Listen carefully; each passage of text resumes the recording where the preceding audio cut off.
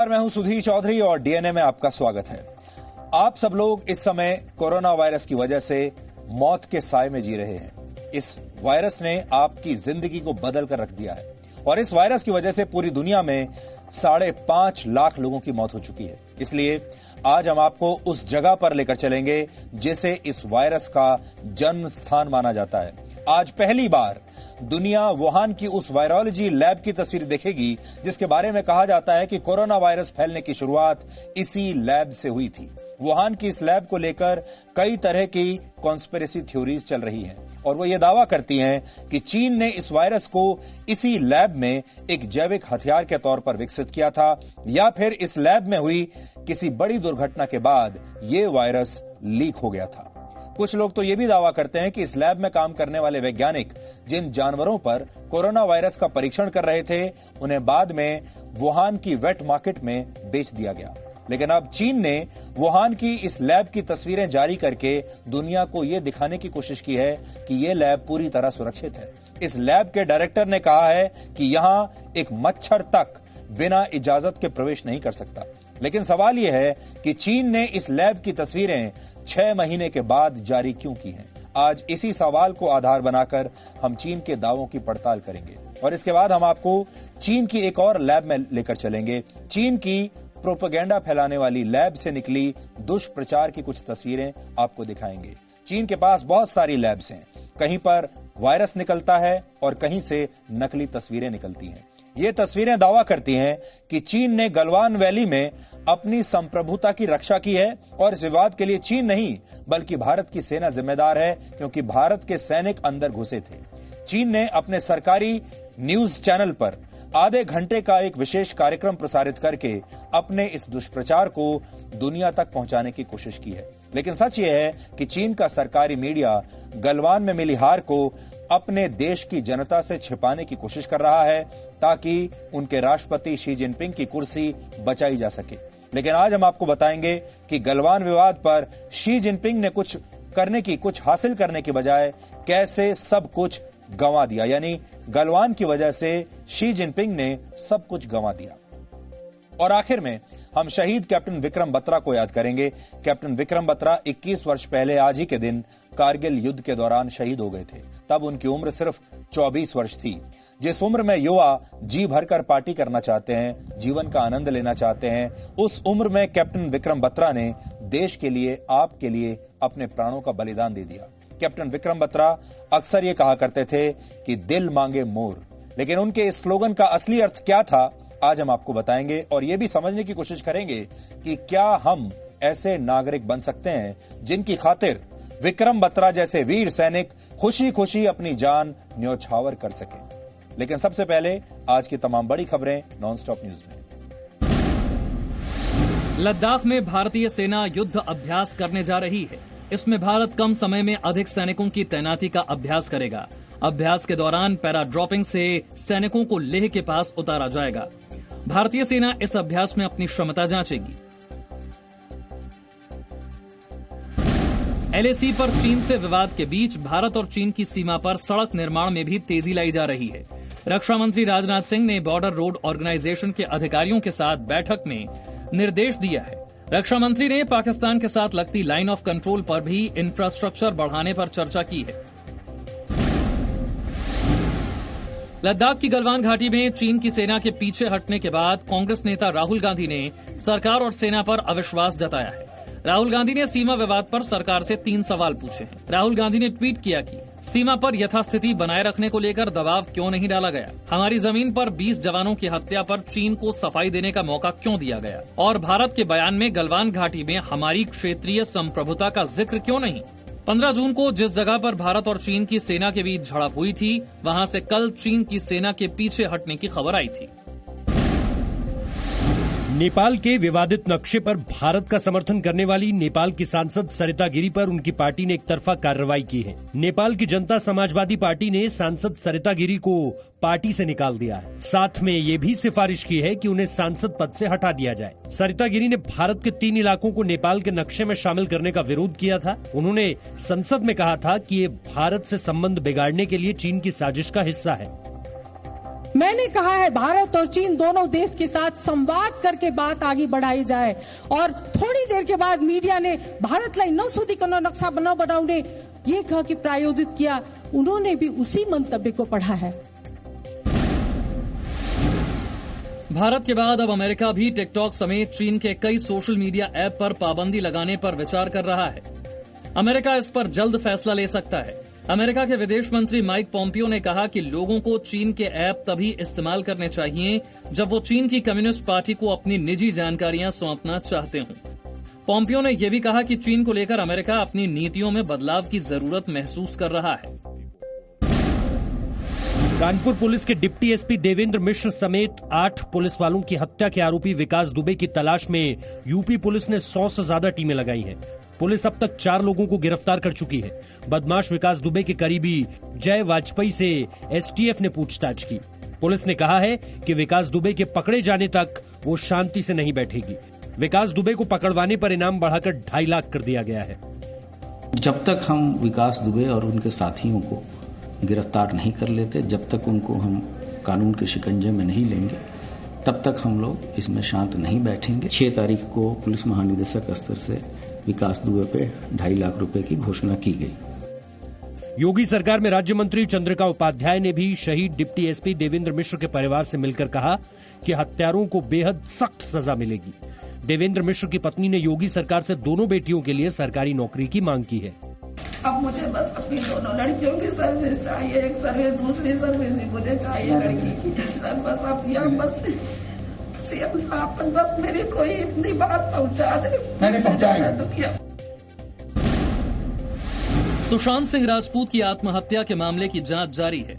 सूत्रों के मुताबिक सुशांत सिंह राजपूत की आत्महत्या के मामले में कई पत्रकारों से पूछताछ के दौरान पुलिस को ये जानकारी मिली है कि सुशांत से जुड़ी खबर एक अभिनेत्री ने उन्हें दी थी।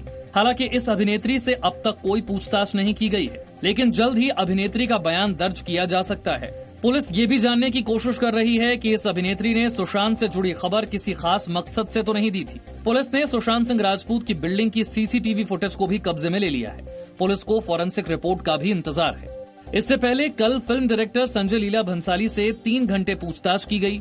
वहीं बीजेपी सांसद निशिकांत दुबे ने मामले की जांच सीबीआई से कराने की मांग की है। मैंने माननीय गृह मंत्री जी से आग्रह किया है कि एक एसआईटी बनाइए। एसआईटी में ईडी की टीम होगी, इनकम टैक्स की टीम होगी, सीबीआई होगी। ये तो चारों मिलकर एक एसआईटी बनेगी तो एनआईए की पूरी जांच होगी और उसमें से माननीय गृह मंत्री जी ही इसके ऊपर जो है कोई दिशा निर्देश दे सकते हैं। पुलिस सुशांत के ट्विटर हैंडल से किए गए ट्वीट की जांच कर रही है।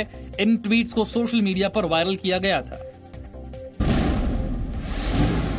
प्रधानमंत्री मोदी गुरुवार को ब्रिटेन में होने वाले इंडिया ग्लोबल वीक 2020 नाम के ऑनलाइन कार्यक्रम को संबोधित करेंगे। प्रधानमंत्री मोदी का संबोधन भारत के व्यापार और विदेशी निवेश की संभावनाओं पर केंद्रित होने की संभावना है। कोरोना महामारी की वजह से 3 दिन का ये कार्यक्रम ऑनलाइन प्लेटफॉर्म पर किया जा रहा है। इसमें विदेश मंत्री एस जयशंकर, रेल मंत्री पीयूष गोयल, शहरी विकास मंत्री हरदीप सिंह पुरी, दूरसंचार मंत्री रविशंकर प्रसाद और कौशल विकास मंत्री महेंद्र नाथ पांडे भारत की तरफ से मुख्य वक्ता होंगे। इंडिया ग्लोबल वीक 2020 में ब्रिटेन के प्रिंस चार्ल्स भी विशेष संबोधन देंगे।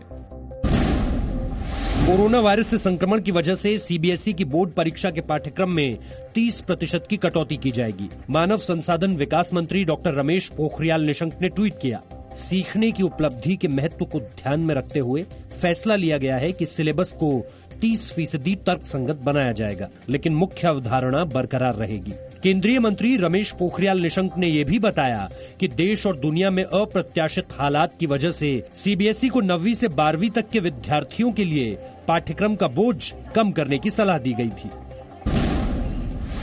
महाराष्ट्र सरकार ने टर्मिनल सेमेस्टर या आखिरी साल की परीक्षाओं को सितंबर के अंत तक आयोजित करने के यूनिवर्सिटी ग्रांट कमीशन के फैसले का विरोध किया है। महाराष्ट्र के उच्च शिक्षा मंत्री उदय सावंत ने यूजीसी के फैसले को छात्रों की जान से खिलवाड़ बताया है। उदय सावंत ने यूजीसी को लिखी चिट्ठी में कहा है कि महाराष्ट्र में कोरोना संक्रमण को जाने बिना फैसला लेना सही नहीं है। फैसले के विरोध में उदय सावंत ने केंद्र सरकार को चिट्ठी भी लिखी है। देश में कोरोना वायरस से संक्रमित मरीजों की संख्या 7 लाख के पार हो गई है। 24 घंटे में 22,252 नए मामले सामने आए हैं और 467 लोगों की मौत हुई है। कोरोना संक्रमितों की संख्या बढ़कर 7,19,665 हो गई है। पिछले 24 घंटे में 15,515 संक्रमित मरीज इलाज से ठीक हुए हैं। कुल 4,39,948 लोग इलाज से ठीक हुए हैं। अब तक 20,160 कोरोना संक्रमित मरीजों की मौत हुई है। केंद्रीय स्वास्थ्य मंत्रालय के मुताबिक देश में 1 करोड़ से ज्यादा कोरोना संक्रमण से जुड़े सैंपल जांच हो चुके हैं। 1,115 लैब में कोरोना वायरस के सैंपल टेस्ट किए जा रहे हैं। कोरोना से ठीक होने वाले मरीजों की दर बढ़कर 61.13% हो गई है। दिल्ली में कोरोना वायरस के संक्रमण से ठीक हुए मरीजों का रिकवरी रेट 72% से ऊपर पहुंच गया है। 24 घंटे में दिल्ली में 2008 नए संक्रमित मिले हैं। लेकिन राहत वाली बात यह है कि 2129 मरीज ठीक भी हो गए हैं। 50 लोगों की कोरोना से मौत भी हुई। दिल्ली में 126 दिन में कोरोना संक्रमितों की संख्या बढ़कर 1,02,831 हो गई है। 74,217 मरीज ठीक हो चुके हैं। इस वक्त 25,449 लोगों का इलाज चल रहा है, जबकि दिल्ली में कोरोना से 3,165 लोगों की मौत हुई है। आप सब लोग इस समय कोरोना वायरस की वजह से मौत के साए में जी रहे हैं और इस वायरस ने आपकी जिंदगी को बदल कर रख दिया है। इस वायरस की वजह से पूरी दुनिया में करीब 5.5 लाख लोगों की मौत हो चुकी है और इस वायरस ने आपके जीवन को भी कैसे बदल दिया है, ये हमें आपको बताने की जरूरत नहीं, आप सब जानते हैं। इसलिए आज हम आपको एक बड़ी खास जगह लेकर चलेंगे। हम आपको उस जगह पर लेकर चलेंगे जो जगह आपकी इस स्थिति के लिए जिम्मेदार है, जिस जगह को इस वायरस का जन्म स्थान माना जाता है। आज पहली बार पूरी दुनिया वुहान की उस वायरोलॉजी लैब की तस्वीरें देखेगी जिसके बारे में कहा जाता है कि ये कोरोना वायरस यानी कोविड-19 फैलने की शुरुआत यहीं से हुई थी। इस समय आपकी स्क्रीन पर चीन के वुहान इंस्टीट्यूट ऑफ वायरोलॉजी की वो तस्वीरें हैं जिसे चीन अब तक पूरी दुनिया से छिपाता आया है और पहली बार आज हम आपको उस लैब की तस्वीर दिखा रहे हैं। वुहान की वो लैब जहां से ऐसे आरोप लगते हैं कि ये वायरस निकला था और इसीलिए बहुत सारे लोग इसे वुहान वायरस भी कहते हैं। चीन की इस कुख्यात लैब की ये तस्वीरें पहली बार आपके सामने आ रही हैं। आज से ठीक 189 दिन पहले यानी 31 दिसंबर 2019 को चीन के वुहान शहर के म्युनिसिपल हेल्थ कमीशन ने यह माना था, स्वीकार किया था कि वुहान में एक नए वायरस का संक्रमण तेजी से फैल रहा है और जल्द ही ये वुहान वायरस कोरोना वायरस के रूप में पूरी दुनिया में फैल गया और अब तक इससे पूरी दुनिया में 1,10,00,000 से ज्यादा लोग संक्रमित हो चुके हैं। भारत में यह आंकड़ा 7.25 लाख तक पहुंच चुका है और यह वायरस अब तक पूरी दुनिया में 5.5 लाख लोगों की जान ले चुका है। हमारा देश भारत अब संक्रमण के मामले में पूरी दुनिया में तीसरे नंबर पर आ गया है और कहा जाता है कि इस वायरस के फैलने की शुरुआत वुहान की एक वेट मार्केट से हुई थी जहां जंगली जानवर बेचे जाते हैं। इसी वेट मार्केट से करीब 15 से 20 किलोमीटर की दूरी पर चीन का वुहान इंस्टीट्यूट ऑफ वायरोलॉजी है जिसकी तस्वीरें इस समय आप देख रहे हैं। यह चीन का सबसे बड़ा वायरोलॉजी सेंटर है। वुहान इंस्टीट्यूट ऑफ वायरोलॉजी में दुनिया भर के सबसे खतरनाक वायरस रखे गए हैं जहां इनकी जांच होती है और इन पर शोध किए जाते हैं। वुहान इंस्टीट्यूट ऑफ वायरोलॉजी की उस लैब की तस्वीरें इस समय आपके सामने हैं जो कोरोना वायरस को लेकर हमेशा संदेह के घेरे में रहा है। इस लैब की तस्वीरें खुद चीन ने जारी की हैं, लेकिन बड़ा सवाल आज यह है कि चीन को यह तस्वीरें जारी करने में 6 महीने का समय क्यों लग गया। यह सबसे बड़ा सवाल है क्योंकि अगर चीन इन तस्वीरों को रिलीज करना चाहता था तो उसने शुरुआत में क्यों नहीं की। वुहान से कोविड-19 फैलने की शुरुआत हुई थी और यहीं पर चीन की सबसे बड़ी वायरोलॉजी लैब का होना अब तक कई कॉन्स्पिरेसी थ्योरीज को जन्म दे चुका है। इसमें पहली थ्योरी यह है कि चीन ने इस वायरस को एक जैविक हथियार के रूप में तैयार किया था, यानी जैविक हथियार एक ऐसा हथियार जो पूरी दुनिया को बर्बाद कर देगा। दूसरी थ्योरी यह है कि वुहान इंस्टीट्यूट ऑफ वायरोलॉजी में इस वायरस पर रिसर्च हो रहा था और इसी दौरान किसी दुर्घटना की वजह से यह वायरस लीक हो गया और पूरे वुहान में फैला और फिर वहां से पूरी दुनिया में फैल गया। और तीसरी कॉन्स्पिरेसी थ्योरी यह है कि वुहान की इसी लैब में कुछ जानवरों पर नोवेल कोरोना वायरस के असर की जांच हो रही थी और कुछ शोधकर्ताओं ने इन्हीं जानवरों को चुपचाप वुहान की एक वेट मार्केट में बेच दिया और फिर वहां से ये वायरस फैलता चला गया। सच क्या है ये कोई नहीं जानता और हमें लगता है कि कभी कोई जान भी नहीं पाएगा, क्योंकि ये सब कुछ चीन में हो रहा था। लेकिन इस वायरस की वजह से पूरी दुनिया में करीब 5.5 लाख लोगों की मौत हो चुकी है। पूरी दुनिया में आप चाहे किसी देश में रहते हैं, जीवन रुक चुका है, देश के देश बर्बाद हो चुके हैं। इसलिए आज टीवी पर पहली बार हम आपको वुहान इंस्टीट्यूट ऑफ वायरोलॉजी की वो तस्वीरें दिखा रहे हैं। चीन ये दावा करता है कि चीन की सबसे ज्यादा सुरक्षित लैब है ये, और इसे P4 का दर्जा दिया गया है। यहां P का अर्थ है पैथोजन।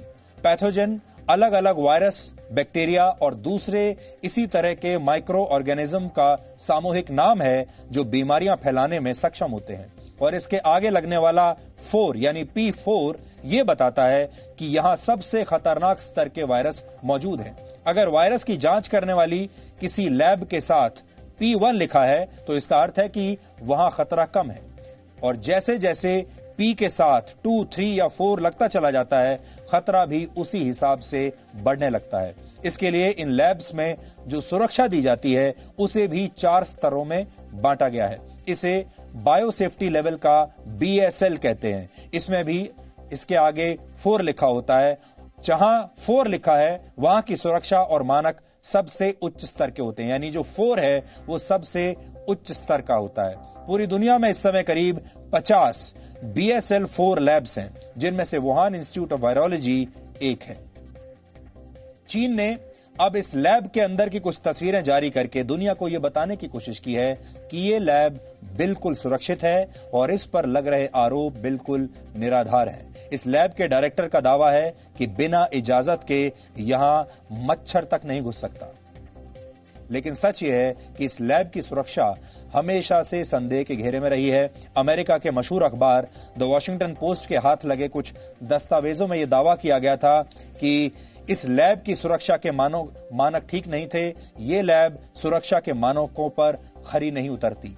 ये जानकारी बीजिंग में मौजूद एक अमेरिकी वैज्ञानिक ने अपने देश में भेजी एक रिपोर्ट में कही थी, और जिसमें बताया गया था कि वुहान की इस लैब में काम करने लायक ट्रेंड वैज्ञानिकों की संख्या भी पर्याप्त नहीं है। यानी ये लैब सुरक्षा के मानकों पर भी खरी नहीं उतरती और यहां काम करने वाले वैज्ञानिक भी पूरी तरह से ट्रेंड नहीं है। इतना ही नहीं, चीन के कुछ सरकारी अधिकारियों ने भी इस लैब का सर्वे किया था और पाया था कि लैब में 5 तरह की अलग अलग कमियां मिली थी। चीन की मीडिया में ही छपी कुछ रिपोर्ट्स के मुताबिक इस लैब में एक चमगादड़ ने एक वैज्ञानिक पर हमला कर दिया था और चमगादड़ का खून उस वैज्ञानिक के शरीर पर लग गया था। इसके अलावा शोध के दौरान चमगादड़ों को हैंडल न कर पाने और चमगादड़ों के शरीर से निकला फ्लूइड यानी तरल पदार्थ भी कई बार वैज्ञानिकों के ऊपर गिर जाता है, और ऐसी घटनाएं भी इस लैब में होती रही है।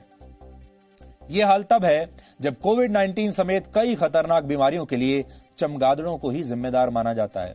अब आप ये सोचिए कि जिस चीन के वैज्ञानिक अपनी सबसे सुरक्षित लैब में चमगादड़ों को कंट्रोल नहीं कर पाते, उन पर वायरस कंट्रोल करने को लेकर कितना भरोसा दुनिया कर सकती है। लेकिन फिर भी चीन अपनी एकमात्र BSL 4 लैब यानी वुहान इंस्टीट्यूट ऑफ वायरोलॉजी को लेकर बड़े दावे कर रहा है और कह रहा है कि दुनिया उसे बदनाम करने की कोशिश कर रही है। नई तस्वीरें जारी करते हुए चीन के मीडिया ने यह दिखाने की कोशिश की है कि चीन पर लग रहे सभी आरोप बेबुनियाद हैं और कोविड-19 के पीछे वुहान की इस लैब का कोई हाथ नहीं है। लेकिन जो चीन अपने मारे गए सैनिकों की संख्या नहीं बताता, उनके नाम नहीं बताता, जो चीन वायरस से संक्रमित और मारे गए लोगों की सही संख्या को लेकर लगातार झूठ बोलता है, इस कोविड-19 के सारे सबूत दुनिया से छुपाता है, उस चीन की बात पर कोई भी कैसे यकीन कर सकता है। आज हमने इस लैब के अंदर की तस्वीरों के आधार पर आपके लिए एक विश्लेषण तैयार किया है। यह विश्लेषण देखकर आप समझ जाएंगे कि क्यों चीन के सामान की तरह उसके दावों की भी कोई गारंटी नहीं है। जैसा चीन का सामान है उसकी लैब्स भी वैसी ही हैं, उनकी सुरक्षा भी वैसी ही है और उनके वैज्ञानिक भी वैसे ही हैं। और चीन अब सिर्फ अपनी बदनामी से बचने के लिए वुहान लैब की तस्वीरों के नाम पर एक नया प्रोपेगेंडा कर रहा है।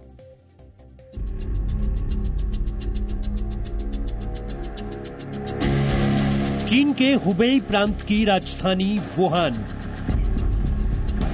जहां से कोरोना वायरस पूरी दुनिया में फैला। उसी वुहान में मौजूद है चीन की वो लैब जिस पर कोरोना वायरस की जन्मस्थली होने का शक है, जहां अभी तक चीन ने किसी विदेशी वैज्ञानिक को जाने की इजाजत नहीं दी। जिस लैब से कोरोना वायरस लीक होने के इल्जाम पर चीन भड़का हुआ था, ये उसी कुख्यात Wuhan national bio safety lab के अंदर की तस्वीरें हैं जो अब बाहर आ चुकी हैं। चीन के सरकारी चैनल ने वुहान लैब से रिपोर्टिंग करके दुनिया को यह दिखाने की कोशिश की है कि कोरोना वायरस से इस लैब का कुछ लेना देना नहीं है। 实验室一直在合法、合规、安全运行，没有发生病原的泄露和任何人员感染的现状。任何一次传染病的流行和爆发都会引起民众的关注，因为对传染病的这种恐惧、无赖，加上对信息的不了解。 इस लैब पर आरोप है कि यहां चीन के वैज्ञानिक कोरोना वायरस पर रिसर्च कर रहे थे। रिसर्च के दौरान ही जानबूझकर या गलती से कोरोना वायरस पहले वुहान की वेट मार्केट में पहुंचा और फिर पूरी दुनिया में फैल गया। अमेरिका समेत दुनिया के कई देश इस थ्योरी पर विश्वास जता चुके हैं, लेकिन चीन है कि मानता ही नहीं। 没有得到许可，你一只蚊子都飞不进去；没有得到许可，你一个科研人员连实验室的一滴水是吧，一张纸片都拿不出来。 所以有人说是这个实验室里面，他们把那个实验动物去倒卖，或者实验动物逃逸了，那是因为他对我们实验室的管理和运行不了解。 करीब 3000 वर्ग मीटर में फैली वुहान नेशनल बायोसेफ्टी लेबोरेटरी दुनिया की उन गिनी चुनी वायरोलॉजी लैब्स में शामिल है जिन्हें क्लास 4 पैथोजेंस यानी P4 स्तर के वायरस के इस्तेमाल की इजाजत है। आसान भाषा में कहें तो यहाँ उन सबसे खतरनाक वायरसों पर रिसर्च होती है और उनकी वैक्सीन तैयार की जाती है जिनसे इंसान से इंसान में संक्रमण फैलने का सबसे ज्यादा खतरा रहता है। 3年SARS的爆发也暴露出我们国家在 公共卫生体系方面的一些薄弱，所以当时呢，我们就启动了建设高等级生物安全实验室。所以最终啊，我们在2018年是吧，获得了国家活动资格的评审，表明了中国呢能够在自己的实验室当中开展烈性病毒的研究。 चीन दावा करता है कि वुहान लैब से कोरोना वायरस बाहर जा ही नहीं सकता। चीन के सरकारी टीवी न्यूज चैनल ने जिस तरह से वुहान लैब की रिपोर्टिंग की है, वो पब्लिसिटी स्टंट से ज्यादा कुछ नहीं है, क्योंकि इसी वुहान लैब का सच दुनिया के सामने पहले ही आ चुका है। ये वुहान लैब की तस्वीरें हैं जिन्हें पहली बार वर्ष 2018 में चीन के ही एक अखबार ने जारी किया था। अप्रैल में ट्विटर पर ये तस्वीरें वायरल हो गई। इन तस्वीरों के आधार पर दावा किया गया कि जानलेवा वायरस को स्टोर करने वाले रेफ्रिजरेटर में से एक के दरवाजे की सील टूटी हुई है। इसमें बैट कोरोना वायरस भी शामिल है, लेकिन चीन ना तो सच को मानना चाहता है और ना दुनिया को सच बताना चाहता है। 实际上，实验室就是2个盒子，外面的一个盒子和里面一个盒子。普通的民众可能认为这个实验室就是一个黑匣子，但是你看了之后，你看看，我们这个实验室是一个非常开放透明的一个实验室，你外面的人你也可以看到我，我这里面的人也可以看到外面。我们希望把它打造成国际的一个交流平台，我们希望有更多的外国的科学家能够到我们这个实验室工作，没有发生 वुहान लैब से प्रोपेगेंडा रिपोर्टिंग के जरिए चीन खुद को निर्दोष साबित करने में जुटा है, लेकिन उनकी बातों पर यकीन न करने की एक नहीं कई वजह है। पहली वजह, कोरोना वायरस का पहला केस उसी वुहान से सामने आया जहां यह लैब है। दूसरी वजह, वुहान लैब में वर्ष 2018 में खतरनाक वायरसों पर रिसर्च शुरू हुई और एक ही वर्ष में कोरोना की शुरुआत हो गई। तीसरी वजह, वुहान लैब में 1500 से ज्यादा घातक वायरस मौजूद हैं जो लीक होने पर दुनिया भर के लिए खतरा बन सकते हैं। इसलिए यह अंदेशा जताया जा रहा है कि कोरोना वायरस इसी लैब से लीक हुआ, लेकिन चीन अभी भी सच को छिपाने में जुटा हुआ है, ठीक वैसे ही जैसे उसने कोरोना वायरस को लेकर दुनिया को अंधेरे में रखा। इसलिए अब चीन की किसी भी बात पर भरोसा करना मुश्किल ही नहीं, नामुमकिन है। ब्यूरो रिपोर्ट, जी मीडिया। चीन में आजकल एक और कॉन्स्पिरेसी थ्योरी चल रही है और वो ये कहती है कि चीन ने इस वायरस का सच छिपाने के लिए वुहान में एक नकली बाढ़ का इंतजाम भी कर लिया है। वुहान में इन दिनों बहुत बारिश हो रही है और इस बाढ़ की वजह से वुहान के 1 करोड़ 10 लाख नागरिकों को घरों में रहने के लिए कहा गया है। ऐसा ही आदेश कोविड-19 के दौरान भी जारी किया गया था। चीन के मौसम विभाग का दावा है कि वुहान में अगले 31 दिनों तक ऐसे ही भारी बारिश होती रहेगी और इस बारिश की वजह से यहां कई बांध यानी डैम्स ओवरफ्लो होने लगे हैं। लेकिन कुछ लोगों का यह दावा है कि स्थानीय प्रशासन जानबूझकर इन डैम्स से पानी छोड़ रहा है ताकि बाढ़ का खतरा वुहान पर बना रहे। जो लोग इस कॉन्स्पिरेसी थ्योरी पर यकीन करते हैं उनका यह दावा है कि चीन ऐसा कोरोना वायरस से जुड़े तमाम सबूतों को मिटाने के लिए कर रहा है। अगले हफ्ते विश्व स्वास्थ्य संगठन की एक टीम वुहान जाने वाली है और वो जांच करेगी इस वायरस के बारे में और यह दावा है कि चीन उससे पहले जितने भी सबूत अभी बचे हुए हैं उन्हें भी मिटा देना चाहता है और इसके लिए वो इस नकली बाढ़ का सहारा ले रहा है। अगर वो चाहता तो इन डैम्स पर कंट्रोल करके इस बाढ़ को कंट्रोल कर सकता था, लेकिन उसने ऐसा किया नहीं। चीन यह दावा कर रहा है कि वुहान इंस्टीट्यूट ऑफ वायरोलॉजी का कोरोना वायरस से कोई लेना देना नहीं है, लेकिन ब्रिटेन के सबसे बड़े अखबारों में से एक द संडे टाइम्स में एक चौंकाने वाला खुलासा किया गया है। इस अखबार के मुताबिक करीब 7 वर्ष पहले इस लैब में एक वायरस का सैंपल भेजा गया था जो बहुत हद तक कोविड-19 से मिलता जुलता था। इस रिपोर्ट के मुताबिक वैज्ञानिकों ने वर्ष 2013 में कुछ फ्रोजन सैंपल्स इस लैब को भेजे थे। ये सैंपल्स एक तांबे की खदान से हासिल किए गए थे जहां बड़ी संख्या में चमगादड़ थे। इस खदान की सफाई करने वाले 6 लोगों को निमोनिया हो गया था, जिसमें से 3 की मौत हो गई थी और यह दावा है कि इन्हें यह बीमारी चमगादड़ों से मिली कोरोना वायरस की वजह से हुई थी। चीन की एक बहुत बड़ी वैज्ञानिक ने भी इसी खदान पर शोध किया था और उस वैज्ञानिक का नाम है शी जेंगली। शी जेंगली को चीन में बैट वुमन भी कहा जाता है क्योंकि वो लगातार चमगादड़ों पर रिसर्च करती रही हैं। इस वैज्ञानिक ने फरवरी 2013 में यह दावा किया था। सोचिए, आज से 7 साल पहले उन्होंने यह दावा किया था कि 2013 में वायरस के जो सैंपल जमा किए गए थे वो मौजूदा कोरोना वायरस से 96% तक मेल खाते हैं। इस खदान से हासिल किए गए वायरस को RATG13 नाम दिया गया है। हालांकि वुहान लैब के डायरेक्टर का दावा है कि इस वायरस की कोई लाइव कॉपी उनकी लैब में नहीं है, लेकिन चीन के ऐसे किसी भी दावे पर आसानी से यकीन भी नहीं किया जा सकता। अब आप यह समझिए कि दुनिया को ऐसी वायरोलॉजी लैब्स बनाने की जरूरत क्यों पड़ती है। यहां होता क्या है?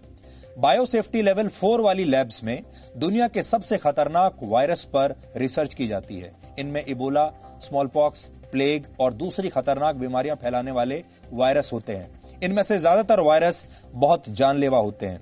ये वायरस अगर किसी दुर्घटना की वजह से इन लैब्स से लीक हो जाएं तो इनसे महामारी फैल सकती है। इसलिए इन लैब्स की सुरक्षा का बहुत ध्यान रखा जाता है और सुरक्षा यहां पर बहुत जरूरी होती है।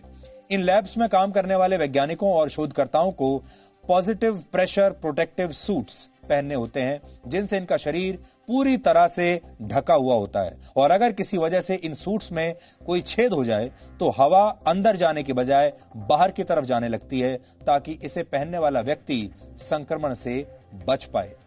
इन लैब्स में से निकलने वाली किसी भी व्यक्ति को प्रोटेक्टिव सूट पहनकर केमिकल शावर लेना पड़ता है ताकि किसी भी तरह के संक्रमण से वो बच सके और उसके बाद ही उस व्यक्ति को एक विशेष कमरे में जाकर ये सूट उतारना होता है और फिर उसे स्नान करना होता है यानी नहाना होता है। इस तरह की लैब्स में इस्तेमाल होने वाले उपकरण के किनारे यानी जो एजेस होती हैं वो धारदार बिल्कुल नहीं होनी चाहिए क्योंकि इनसे चोट लगने पर प्रोटेक्टिव सूट्स और ग्लव्स फट सकते हैं। ये सब इसलिए किया जाता है ताकि लैब के अंदर से कोई भी वायरस किसी भी कीमत पर बाहर न लीक हो। लेकिन इतनी सुरक्षा के बावजूद दुर्घटना होने की आशंका हमेशा बनी रहती है। ये वायरस जानलेवा होते हैं, इसलिए कई बार इनका इस्तेमाल हथियारों के तौर पर भी किया जाता है और इसी को बायोलॉजिकल वॉरफेयर कहते हैं। वर्ष 1972 में लागू हुए बायोलॉजिकल वेपन्स कन्वेंशन के तहत इनका हथियारों के रूप में इस्तेमाल करना प्रतिबंधित है, यानी कोई भी देश ऐसे किसी भी वायरस का हथियार के रूप में प्रयोग नहीं कर सकता। यह प्रतिबंधित है और दुनिया के 170 से ज्यादा देश इस संधि पर हस्ताक्षर कर चुके हैं और वो लिख कर दे चुके हैं कि वो कभी भी किसी वायरस को हथियार के रूप में इस्तेमाल नहीं करेंगे। लेकिन जैविक हथियारों का इस्तेमाल आज से नहीं हजारों वर्षों से होता आया है। करीब 4000 वर्ष पहले किसी विशेष बीमारी से संक्रमित लोगों को दुश्मन के इलाके में भेज दिया जाता था ताकि संक्रमण फैलने से दुश्मन देश की सेना युद्ध लड़ने से पहले ही बीमार हो जाए, कमजोर हो जाए। इसके अलावा दुश्मन देश में घुसने वाले सैनिक कई बार कुओं में भी ऐसे विषैले पदार्थ मिला दिया करते थे जिससे आसपास के लोग बीमार पड़ जाते थे या फिर मर जाते थे और बीमारियां वहां फैल जाती थी। कहा जाता है वर्ष 1763 में ब्रिटेन की सेना ने अमेरिका के मूल निवासियों के खिलाफ स्मॉल पॉक्स को एक हथियार के तौर पर इस्तेमाल किया था, जिससे अमेरिका के सैकड़ों मूल निवासी मारे गए थे। फर्स्ट वर्ल्ड वॉर के दौरान जर्मनी ने भी कुछ मौकों पर एंथ्रेक्स बीमारी फैलाने वाले बैक्टीरिया का इस्तेमाल अपने दुश्मनों के खिलाफ किया था। दूसरे विश्व युद्ध के दौरान ब्रिटेन ने भी ऐसे कई जैविक हथियार तैयार कर लिए थे। आतंकवादी भी कई बार इन जैविक हथियारों को हासिल करने की कोशिश करते हैं और यह माना जाता है कि एक पारंपरिक हथियार की तुलना में जैविक हथियार 99.5% सस्ते पड़ते हैं और इससे नुकसान पारंपरिक हथियारों के बराबर होता है या उससे भी कहीं ज्यादा होता है। और इस मामले में भी अगर आप देखें, अगर ये कोरोना वायरस यानी कोविड-19 एक जैविक हथियार है तो फिर समझ लीजिए एक गोली चलाए बिना, एक आदमी का भी खून बहाए बिना, किसी भी सेना के बिना चीन ने पूरी दुनिया को बीमार कर दिया। चीन की पीपल्स लिबरेशन आर्मी यानी पीएलए भी लगातार जैविक हथियारों पर शोध करती रही है और ये हथियार चीन की नई सैन्य रणनीति का हिस्सा हैं। 1996 में चीन की सेना के 2 अधिकारियों ने एक पुस्तक लिखी थी जिसका अंग्रेजी में शीर्षक है अनरेस्ट्रिक्टेड वॉरफेयर। इस किताब में यह सुझाव दिया गया था कि चीन को अंतर्राष्ट्रीय कानूनों की परवाह न करते हुए युद्ध में हर प्रकार के हथियार का इस्तेमाल करना चाहिए और इनमें आर्थिक और सांस्कृतिक युद्ध से लेकर जैविक और रासायनिक हथियारों के इस्तेमाल की बात कही गई थी। अब आप समझ लीजिए, चीन ने जो लापरवाही बरती उसका नतीजा क्या होता है ये पूरी दुनिया देख चुकी है, आप भी देख चुके हैं। आप अपने अपने घरों में आज बैठे हैं, जब बाहर निकलते हैं तो इस खौफ के साथ निकलते हैं कि कहीं आप भी संक्रमित ना हो जाएं। ये सब कुछ क्यों हो रहा है अब धीरे धीरे आपको समझ में आने लगा होगा। लेकिन दुनिया में ऐसे देशों और नेताओं की कोई कमी नहीं जो बीमारियों को लेकर लापरवाह रहते हैं और ऐसा ही एक देश है ब्राजील, जो संक्रमण के मामले में पूरी दुनिया में अब दूसरे नंबर पर है। पहले नंबर पर अमेरिका है, दूसरे नंबर पर ब्राजील है और अब तीसरे नंबर पर भारत आ गया है। अभी की ताजा खबर यह है कि अब ब्राजील के राष्ट्रपति बोल्सोनारो खुद कोरोना पॉजिटिव पाए गए हैं। जेर बोल्सोनारो लगातार कोरोना वायरस को लेकर लापरवाही बरतते रहे हैं और इसके लिए उनकी काफी आलोचना भी हुई है, क्योंकि वो न तो खुद मास्क लगाते थे और अपने देश में भी लोगों को कहते थे कि इस बीमारी को गंभीरता से लेने की जरूरत नहीं, मास्क पहनने की कोई आवश्यकता नहीं है। सोचिए, जब देश का राष्ट्रपति ही अगर ये कहने लगे तो जनता का क्या हाल होगा। लेकिन अब वो खुद कोरोना पॉजिटिव पाए गए हैं।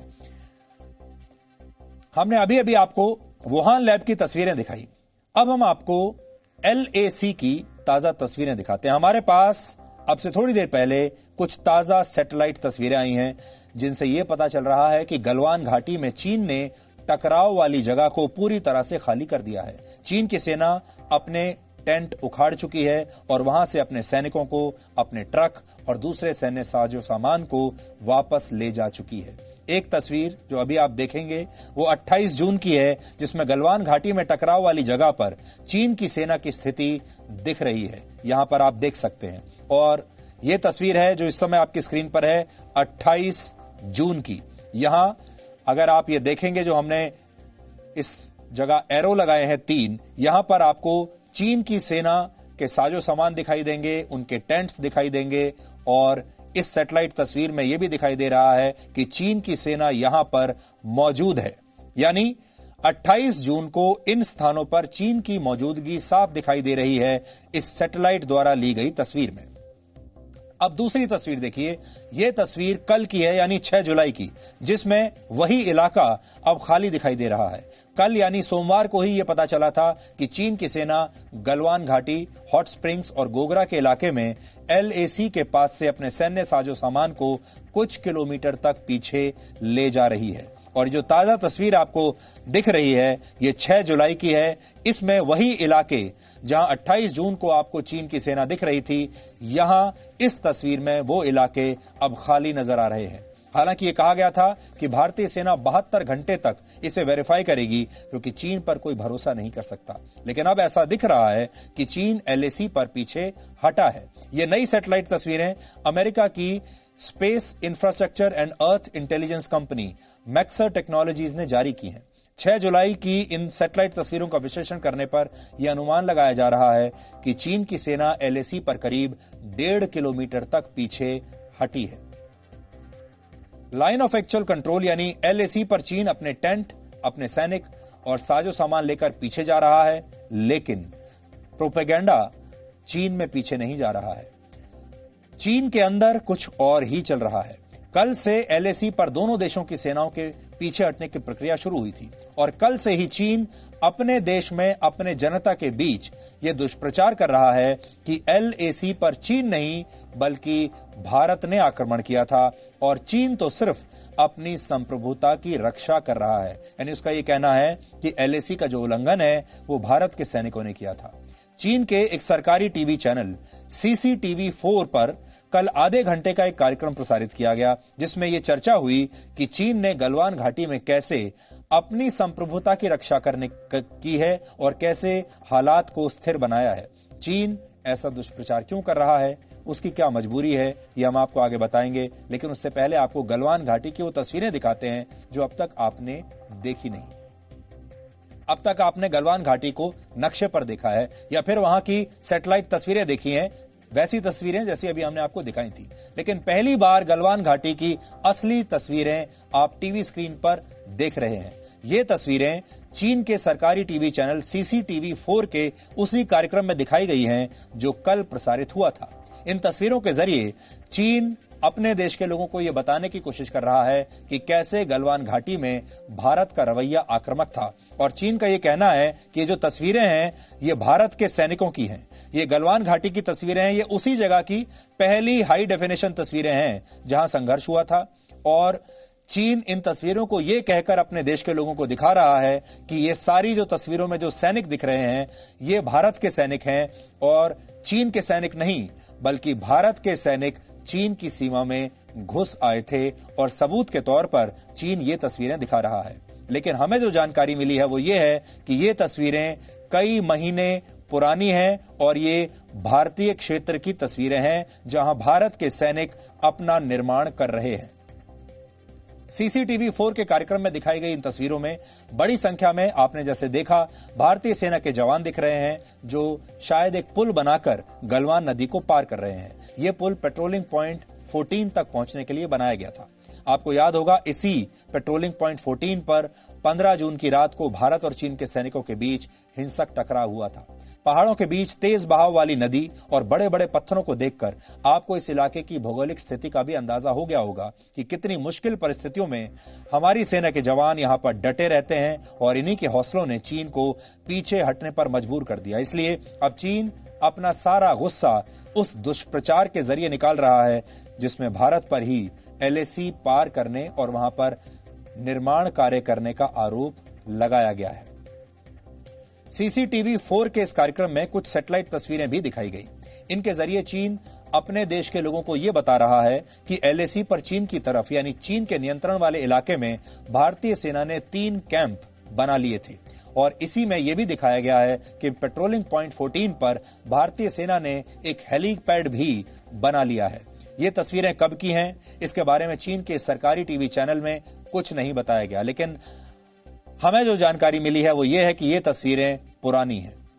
न ही इन तस्वीरों की कोई और पुष्टि हो सकी है। लेकिन एक बात बिल्कुल स्पष्ट है, जिस बात की पुष्टि हम आपसे कर सकते हैं वो ये कि ऐसी तस्वीरों से चीन दुनिया में यही दुष्प्रचार करने में जुटा है कि अप्रैल और मई के दौरान LAC पर उसके नियंत्रण वाले इलाके में भारत के सैनिक घुस आए और वहां पर उन्होंने अपना इंफ्रास्ट्रक्चर बनाया और इसी के बाद गलवान घाटी का विवाद शुरू हुआ। यहां आपके लिए भी जानना जरूरी है कि जिस CCTV चैनल के जरिए चीन ने यह प्रोपेगेंडा किया है, ये चैनल चीन के सरकारी चाइना सेंट्रल टेलीविजन के 6 टीवी चैनल्स में से एक है और इस चैनल में खास तौर पर इस चैनल पर चीन की जनता के लिए कार्यक्रम बनाए जाते हैं, यानी उनके जो डोमेस्टिक ऑडियंस हैं उनके लिए कार्यक्रम बनते हैं। चीन ये नया दुष्प्रचार अपनी जनता को बहकाने के लिए कर रहा है। चीन अपनी जनता को यह बताना चाहता है कि उसने सीमा पर भारत के आक्रामक रवैये का पूरा जवाब दिया है और भारत को पीछे हटने पर मजबूर कर दिया है। ऐसा चीन शायद इसलिए भी कर रहा है कि उसकी जनता अपने 40 से 50 सैनिकों के बारे में अब पूछ रही है, वो जवाब मांग रही है और सरकार के पास जवाब है नहीं। तो लोग चाहते हैं वहां सरकार में बैठे लोग कि जनता ऐसे सवाल ना पूछे। इसके अलावा चीन इस कोशिश में भी है कि भारत के साथ टकराव में वहां के राष्ट्रपति शी जिनपिंग की छवि जिस तरह से पूरी दुनिया में कमजोर हुई है, उस छवि को किसी तरह से दोबारा मजबूत किया जाए। चीन किस तरह से अपने सरकारी टीवी चैनल के जरिए भारत के खिलाफ नए नए दुष्प्रचार कर रहा है, इसकी एक रिपोर्ट आज आपके लिए तैयार की है, आप देखिए।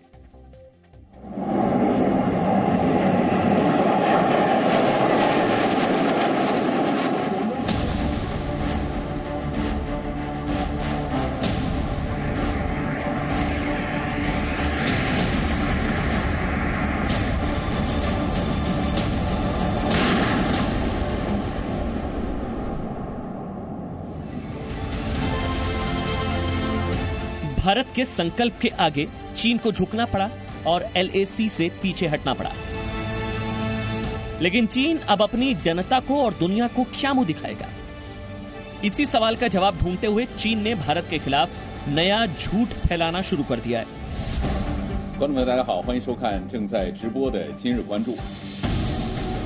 चीन के सरकारी मीडिया ने भारत के खिलाफ प्रोपेगेंडा तस्वीरें जारी की हैं। चाइना सेंट्रल टेलीविजन यानी कि CCTV4 ने अपने एक कार्यक्रम में भारत के खिलाफ प्रोपेगेंडा की तस्वीरें दिखाई। इन तस्वीरों को दिखाकर यह बताने की कोशिश की गई है कि भारत के सैनिकों ने LAC को पार किया था। इस कार्यक्रम के जरिए यह झूठ बोला गया कि भारत ने गलवान घाटी के इलाकों पर कब्जा किया, वहां पर अस्थायी पुल बनाए, टेंट और कैंप बना लिए और यहां तक कि पेट्रोलिंग पॉइंट 14 पर हेलीपैड भी बना लिया। 据印度斯坦时报报道，印度总理莫迪和国防高官3号突然访问位于中印边境冲突前线的。 इस शो में प्रधानमंत्री नरेंद्र मोदी के निम्मू में भारतीय जवानों के बीच पहुंचने की तस्वीरें भी दिखाई गई, जिसके जरिए ये बताने की कोशिश की गई कि भारत सैन्य ताकत के दम पर कदम उठा सकता है। चीन ये बताने की कोशिश में है कि भारत बातचीत के बजाय सेना के दम पर आगे बढ़ सकता है। असल में चीन गलवान में पीछे हटने को पचा नहीं पाया है। वो अपने लोगों से सच छिपाने की कोशिश में जुटा है और इसके लिए ये झूठ बोल रहा है कि चीन के सैनिकों ने भारत को पीछे हटने पर मजबूर किया, क्योंकि भारत के सैनिक LAC पर चीन की तरफ आए थे। बताया जा रहा है कि ये तस्वीरें अप्रैल और मई के महीने की हैं। तब गलवान घाटी और LAC पर तनाव टकराव में नहीं बदला था। ये वो वक्त था जब LAC पर भारतीय सेना का निर्माण कार्य भी तेजी से चल रहा था। गलवान घाटी हमेशा से भारत का इलाका रहा है। वहां LAC के करीब तेजी से निर्माण कार्य भी होता है। यही बात चीन को खटक गई और अचानक चीन इस इलाके में अपना दावा जताने लगा। यही वजह है कि 2 महीने के अंदर सीमा पर बड़े टकराव बनने लग गए थे। चीन की हमेशा चाल रही है कि पहले वो आता है, तंबू लगाता है, फोटो खींचता है और बाद में उस इलाके को अपना इलाका बताना शुरू कर देता है। यही तो चीन की चाल रही है। इसी को स्वामी स्लाइसिंग कहते हैं। इसी प्रकार तो चीन थोड़े थोड़ा करके अपने पड़ोसी देशों की जमीन हड़प रहा है। चीन दुनिया का सबसे बड़ा लैंड शार्क है। गलवान नदी पर भारत का इलाका पेट्रोलिंग पॉइंट 14 तक जाता है, लेकिन कई महीनों के बाद से चीन ने भारतीय सैनिकों को पेट्रोलिंग से भी रोकना टोकना शुरू कर दिया और इस पेट्रोलिंग को रोकने के लिए चीन आक्रामक तरीके से LAC पर आ गया। चीन के इसी आक्रामक रवैये की वजह से गलवान घाटी में 15 जून की हिंसक घटना हुई, जो भारत और चीन के बीच सीमा पर 45 साल के इतिहास में कभी नहीं हुई। चीन के सैनिकों को भारत के जवानों ने ऐसा सबक सिखाया कि वो इसे कभी नहीं भूल पाएंगे। चीन का पूरा नैरेटिव जो है वो इंटरनेशनल कम्युनिटी में ये दर्शाना है कि चीन इज राइचुअस, चीन अपनी जगह पर ठीक था और ये भारत ने एग्रेसिवनेस दिखाई है जिससे भारत का नुकसान हुआ है। क्योंकि चीन जानता है कि अगर हालात नॉर्मल होते हैं और स्टेटस को पे जाता है, उसके बावजूद भी भारत हिसाब जरूर मांगेगा। आखिर भारत ने 20 शहादत दी हैं और इन शहीदों का उसे हिसाब देना पड़ेगा। तो चीन उसका नैरेटिव एक बिल्ड कर रहा है इंटरनेशनल कम्युनिटी के लिए, इंटरनेशनल फोरम्स के लिए और आगे अपनी बात को मजबूत करने के लिए। गलवान में मारे गए चीन के सैनिकों के साथ जो बदसलूकी वहां की सरकार ने की, उसको लेकर भी चीन की सरकार काफी दबाव में है। यही वजह से इस मामले को दबाने के लिए टीवी शो के माध्यम से भारत के खिलाफ झूठ फैलाया जा रहा है। गलवान की घटना से चीन समझ गया है कि भारत से सीधी टक्कर अब उसके बूते की बात नहीं है। नए भारत से सीधी लड़ाई उसे ही भारी पड़ सकती है। ऐसे में वो प्रोपेगेंडा वीडियो के जरिए नैरेटिव बदलने की कोशिश में है। ब्यूरो रिपोर्ट, जी मीडिया।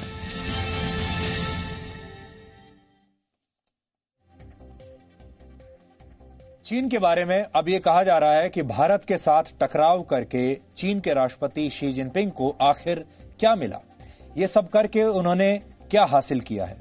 क्योंकि इस बार भारत से उलझकर चीन ने कुछ पाया नहीं, सिर्फ और सिर्फ गंवाया है। यानी गलवान पर आगे बढ़कर चीन ने सिर्फ गंवाया है, पाया कुछ नहीं। इसे आप 5 बड़ी बातों से आप समझिए। पहली बात, 1979 के बाद पहली बार सीमा पर चीन ने अपने सैनिक गंवाए हैं। दूसरी बात, भारत को आंखें दिखाने पर चीन के हाथ से भारत जैसा एक बहुत बड़ा बाजार निकल गया। इतने सारे कस्टमर, कंज्यूमर्स, इतना बड़ा आर्थिक बाजार निकल गया। तीसरी बात, चीन की कंपनियां अब भारतीय कंपनियों में निवेश नहीं कर पाएंगी, यानी चीन की अपनी कंपनियों का भी नुकसान हुआ है। एक तो इस वजह से कि चीन का सामान अब यहां बिकेगा नहीं, और दूसरा, अब चीन की कोई बड़ी कंपनी यहां इन्वेस्ट भी नहीं कर पाएगी। चौथी बात, चीन ने अपनी धोखेबाजी से हमेशा के लिए भारत का विश्वास तोड़ दिया है। भारत और चीन के बीच संबंध अब पहले जैसे कभी नहीं होंगे। ये बहुत बड़ी बात है। अब वो विश्वास वापस नहीं आ सकता। वो विश्वास शी जिनपिंग ने हमेशा के लिए खो दिया है। जब तक वो बने रहेंगे, वो विश्वास कभी नहीं लौटेगा। पांचवी बात, दुनिया भर से चीन को जबरदस्त कूटनीतिक मार पड़ी है और कोई भी बड़ा देश इस बार चीन के साथ नहीं है। यानी चीन, जो अपने आप को महाशक्ति समझता था, पूरी दुनिया में बिल्कुल अकेला पड़ गया, और यहां तक कि उसका अपना दोस्त रशिया भी खुलकर उसके साथ नहीं आया। यानी शी जिनपिंग की स्थिति न सिर्फ अपने देश में बहुत कमजोर हुई है, बल्कि दुनिया में भी उनकी स्थिति बहुत कमजोर हो गई है। और इसीलिए शी जिनपिंग की सरकार अब पूरी कोशिश कर रही है। कभी वो लैब की तस्वीरें बाहर रिलीज करती है और कहती है कि लैब उनका बहुत सुरक्षित है। कभी वो अपने टीवी चैनल्स पर यह खबर चलाते हैं कि हमारे सैनिक भारत में नहीं घुसे थे, बल्कि भारत के सैनिक हमारी सीमाओं में घुस आए हैं। लेकिन एक बार को ये सोचकर, ये सुनकर अच्छा भी लगता है कि चीन के लोग हमसे अब इतने डर गए हैं, और चीन का मीडिया और चीन की सरकार हमसे अब इतनी डर गई है कि वो अब हम पर यह आरोप लगा रहे हैं भारत पर कि भारत के सैनिक उनकी सीमा में घुस गए। क्योंकि आप जानते हैं, भारत में पूरी की पूरी पीढ़ियां इस दर्द के साथ पैदा हुई हैं और पली बढ़ी हैं कि हम 1962 का युद्ध चीन से हार गए थे। हमें हमेशा यही बताया गया, यही पढ़ाया गया कि चीन को हराया नहीं जा सकता, चीन हमसे बहुत ज्यादा शक्तिशाली है, और अगर चीन हमारी सीमाओं पर घुस भी आए तो हम उनसे लड़ नहीं सकते। हमारे पास एक ही विकल्प है कि चुपचाप वो जमीन चीन को सौंप दो और चीन से दोस्ती कर लो, क्योंकि और हम कुछ कर नहीं सकते। इसलिए पहली बार ये नया भारत है, 2020 का भारत है, जब चीन की सरकार मजबूर हो गई अपने देश के लोगों को यह बताने के लिए कि इस बार भारत के सैनिकों ने हमें आकर मारा है।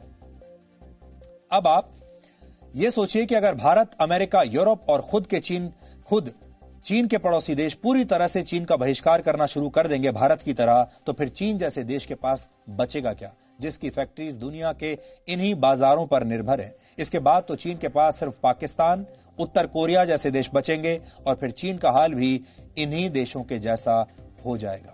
क्योंकि भारत ने अब पूरी दुनिया को एक रास्ता दिखा दिया है कि चीन जैसे देशों का क्या हश्र किया जा सकता है और इन्हें कैसे अपने घुटनों पर लाया जा सकता है।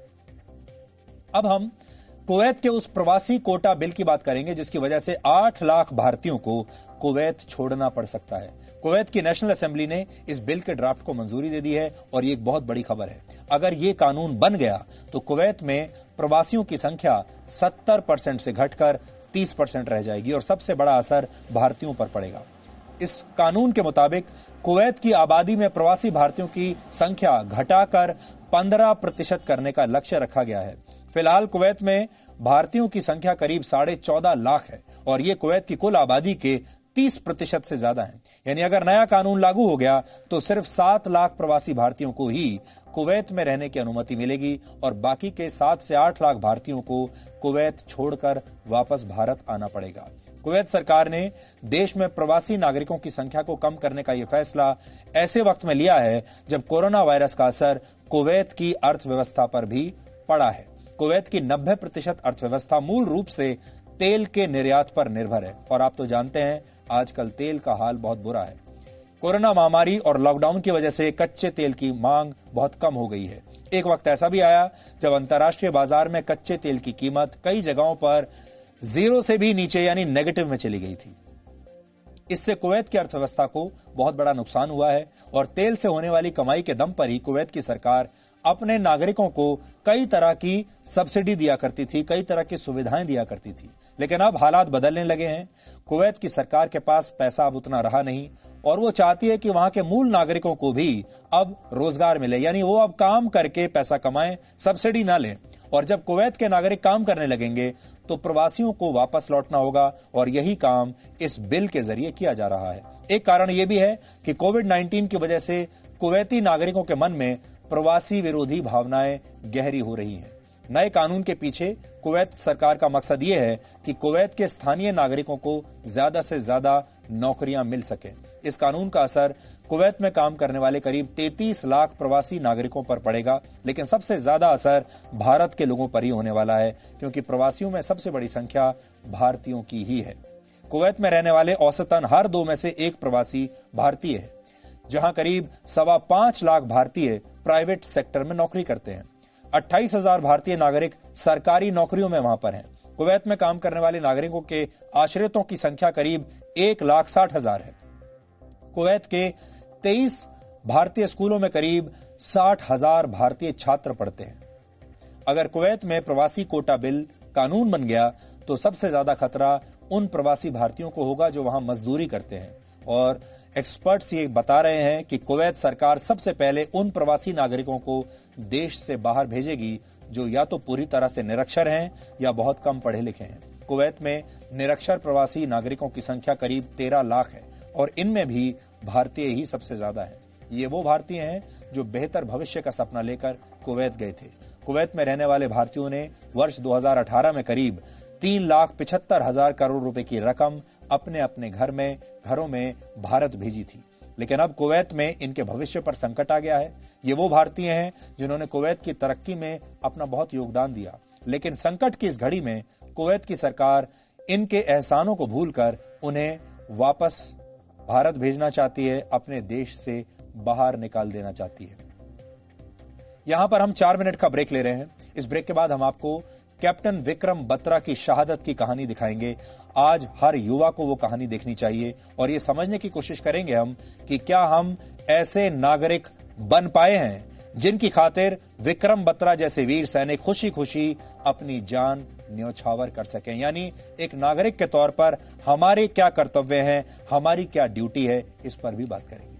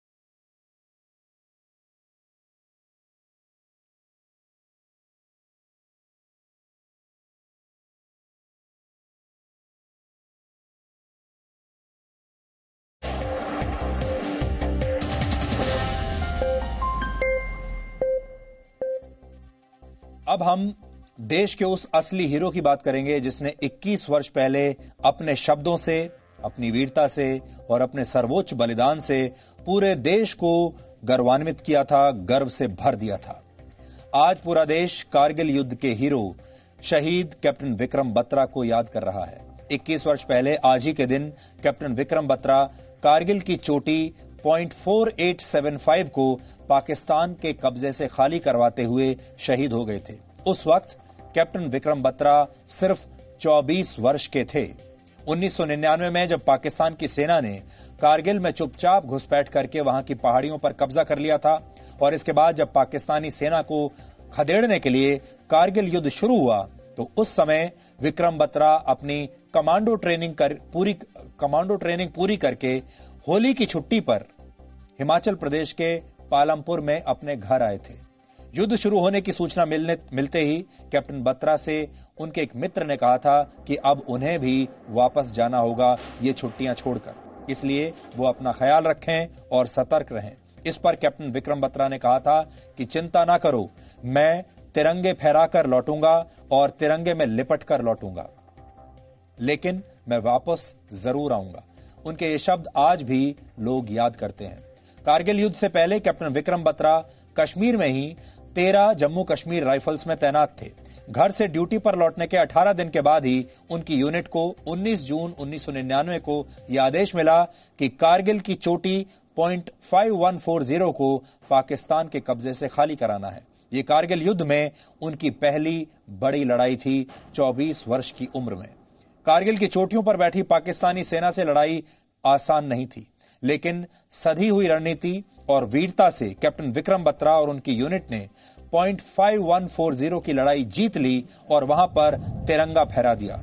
इस चोटी को बाद में टाइगर पॉइंट नाम दिया गया। विक्रम बत्रा के नेतृत्व में ही यह ऐसी लड़ाई थी जिसमें उनकी यूनिट के किसी भी सैनिक की जान नहीं गई थी। .5140 की जीत ने भारतीय सेना में एक ऐसा जोश भर दिया था कि फिर कारगिल की एक के बाद एक चोटियों पर ऐसे ही तिरंगा लहराने लगा। पहली बड़ी जीत के बाद कैप्टन विक्रम बत्रा ने जो शब्द कहे थे वो उस वक्त ही नहीं बल्कि आज भी पूरे देश में गूंज रहे हैं और ये शब्द हैं, ये दिल मांगे मोर। विक्रम बत्रा के ये शब्द पूरे कारगिल युद्ध का नारा बन गए थे। इसके बाद 29 जून 1999 को कारगिल की चोटी .4875 को खाली करवाने की तैयारी हुई और इसके लिए फिर से कैप्टन विक्रम बत्रा की टीम को बुलाया गया। यह लड़ाई भी बहुत मुश्किल थी क्योंकि यह जगह 17,000 फीट की ऊंचाई पर थी और .4875 बहुत तीखी ढलान वाली चोटी थी जहां पर चढ़ाई करके युद्ध लड़ना और ऊपर बैठे दुश्मन को मार गिराना बहुत कठिन काम था। लेकिन कैप्टन विक्रम बत्रा और उनकी टीम ने यह ठान लिया था कि इस चोटी पर तिरंगा फहराकर ही लौटना है। कैप्टन विक्रम बत्रा शेर शाह के नाम से भी जाने जाते थे। चोटी पर बैठे पाकिस्तानी सेना के कमांडर ने यह कहा था कि शेर शाह ऊपर मत आना, वापस नहीं जाओगे। इस पर कैप्टन बत्रा ने जवाब दिया था कि 1 घंटे में पता चल जाएगा कौन जाएगा और कैसे जाएगा। ऊपर से पाकिस्तानी सेना की भयानक गोलीबारी के बीच भी कैप्टन विक्रम बत्रा दुश्मन तक पहुंच गए और अपने साथी कैप्टन अनुज नैयर और दूसरे वीर जवानों के साथ मिलकर पाकिस्तान के बंकर और पोस्ट उन्होंने नष्ट कर दिए। और इसी भयानक लड़ाई में 7 जुलाई 1999 को पाकिस्तान के 5 जवानों को मार गिराते हुए कैप्टन विक्रम बत्रा ने भी देश के लिए सर्वोच्च बलिदान दे दिया। शहीद कैप्टन विक्रम बत्रा को उनके इस सर्वोच्च बलिदान और इस पराक्रम के लिए 15 अगस्त 1999 को वीरता का सर्वोच्च सम्मान मरणोपरांत परमवीर चक्र से सम्मानित किया गया। .4875 की लड़ाई में उनके शहीद साथी कैप्टन अनुज नैयर को वीरता का दूसरा सर्वोच्च सम्मान मरणोपरांत महावीर चक्र दिया गया। कारगिल की जिस चोटी पर कैप्टन विक्रम बत्रा शहीद हुए थे उसे अब बत्रा टॉप के नाम से जाना जाता है। हर वर्ष कैप्टन बत्रा का परिवार, उनके पिता और उनके जुड़वा भाई विशाल इस चोटी पर जाते हैं और कैप्टन बत्रा को याद करते हैं, उन्हें श्रद्धांजलि देते हैं। कैप्टन विक्रम बत्रा के अंतिम संस्कार पर उनकी मां ने एक बात कही थी कि भगवान ने शायद इसलिए उन्हें जुड़वा बेटे दिए कि अगर एक चला जाए तो दूसरे को देखकर वो हमेशा याद आए। हम इन शहीदों और उनके परिवार के कितने कर्जदार हैं, ये बात आज आप सबको समझनी चाहिए। ये महत्वपूर्ण है कि हमें इन वीरों के पराक्रम और सर्वोच्च बलिदान की कहानियां याद रहें, पता रहें और हमारी अगली पीढ़ियों को भी ये पता रहे, ताकि हमें ये पता चल सके कि हमारी सुरक्षा और देश की रक्षा के लिए कैप्टन विक्रम बत्रा और कैप्टन अनुज नायर जैसे न जाने कितने वीर, कितने युवा खुद को बलिदान कर देते हैं। भारतीय सेना ने विक्रम बत्रा को याद करते हुए आज एक वीडियो जारी किया है, जिसमें नए भारत के लिए संदेश ये है कि अगर देश चाहता है कि विक्रम बत्रा जैसे वीर वापस लौट कर आएं, तो सभी देश के सच्चे नागरिक बने, क्योंकि जब तक देश के नागरिक सच्चे नहीं बनेंगे, जब तक वो अपने कर्तव्य नहीं निभाएंगे, तब तक ऐसे सैनिकों की शहादत भी बेकार चली जाएगी। I answered my country's call. I gave my life, my best, my all. Durge Mata ki Jai. I am Captain Vikram Batra and I am back. 9th day of the 9th month, I came home. 7th day of the 7th month, I am back. General Joe, told me one time, everything you want is on the other side of fear. He patted my back. He knew I had his back. Since the mountain won't come to Muhammad, Muhammad must go to the mountain, and I did. Impossible took a little time. Difficult was done immediately, but I was not done with Jack. I had promised my CEO I will be back. 21 years down the line, ye dil phir mange mo. So countrymen, if you want me back, be a citizen worth fighting for. जिस समय कारगिल युद्ध चल रहा था, तब मैं भी एक रिपोर्टर की तरह इस युद्ध को कवर कर रहा था। उस समय मैं भी कारगिल में था और तब मैंने कैप्टन विक्रम बत्रा का एक इंटरव्यू भी किया था। लेकिन तब दुनिया आज की तरह डिजिटल नहीं थी, तब ओबी वैन्स नहीं थे, तब लाइव टेलीकास्ट नहीं हो पाता था और जो एक टेप होता था वो कारगिल से दिल्ली पहुंचते पहुंचते उसे कई दिन लग जाते थे। और जब तक वो इंटरव्यू जी न्यूज पर प्रसारित हुआ, तब तक कैप्टन विक्रम बत्रा शहीद हो चुके थे। और मुझे आज भी वो दिन याद है जब वो जश्न मना रहे थे, क्योंकि वो एक चोटी को जीतकर वापस आए थे। वो जश्न का दिन था। उस दिन उन्होंने मीडिया से बात की, हमने भी उनसे बात की और अभी जो वीडियो आपने देखा उसके अंत में एक बात यही कही गई है कि वो बात यह है कि आप ऐसे नागरिक बने कि विक्रम बत्रा जैसे सैनिक आपके लिए लड़ सकें। अब सवाल यही है कि क्या आज हम ऐसे नागरिक बन पाए हैं जिनके लिए ऐसे वीर सैनिक हंसते हंसते अपनी जान कुर्बान कर सकें। ये नया भारत है जो अपने सैनिकों का सम्मान करना जानता है, लेकिन इतना ही काफी नहीं है और इसके लिए आपको अपने कर्तव्यों का भी पालन करना होगा। तभी आप कैप्टन विक्रम बत्रा जैसे वीरों को सही सम्मान दे पाएंगे। जीवन और मृत्यु हमारे हाथ में नहीं है, लेकिन जब आप देश के लिए जान लुटाते हैं, देश के लिए पुरुषार्थ करते हैं, देश का सम्मान करते हैं, तो मृत्यु भी आपका कुछ बिगाड़ नहीं सकती, क्योंकि आप हमेशा जीवित रहते हैं। कैप्टन विक्रम बत्रा से आप ये सीख सकते हैं कि जब आपका सामना जीवन की चुनौतियों से हो, तो इन चुनौतियों की चोटियों पर जीत हासिल करके आप कह सकें, ये दिल मांगे मोर।